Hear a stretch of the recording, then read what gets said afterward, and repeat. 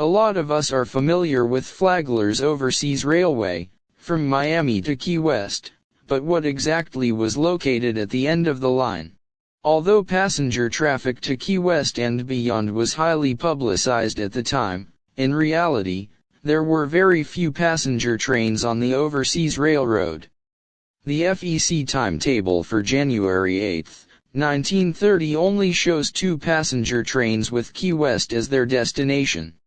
One was a local that originated in Miami and hopped from island to island serving the general population, the other was the premium service Havana Special, which ran from New York through Washington, D.C. and Philadelphia on its way to South Florida.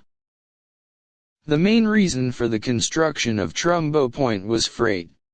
Flagler thought if he could build a deep water port closer to South America and the Caribbean, shippers would prefer to use his port instead of going to Tampa and Miami.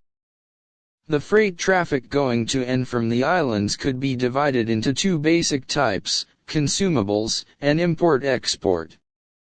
There are a lot of things that have to be shipped in for the islands to operate smoothly. These items were already supplied by boat before the railroad arrived, but the Florida East Coast could provide it in greater quantities and more economically. When it was first constructed, Trumbo Point was only designed with 2 piers, one for general merchandise and freight. The other was designed as a passenger pier, and was equipped with a traditional train depot and freight house for baggage handling. Passengers could connect directly with ships belonging to the Peninsular and Occidental Steamship Company, which was also owned by Henry Flagler. Between 1910 and 1915, a 3rd pier was constructed, and railroad car ferry service was started between Key West and Havana, Cuba. In the photo you can see the passenger station and a warehouse located on the pier to the left. Car ferry slips were located on the center and right piers. There was also a large warehouse located on the center pier. To support its operations on the island, the Florida East Coast built a large rail yard with a capacity of 1,500 freight cars.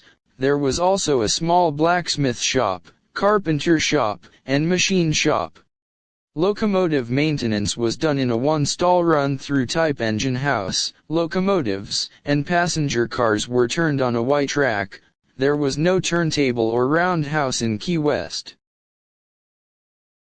Possibly the most interesting operation at Trumbo Point was the Key West to Havana Railroad car ferries that were owned by the Florida East Coast Ferry Company, with 4 storage tracks and a capacity of 32 cars or 1,200 tons.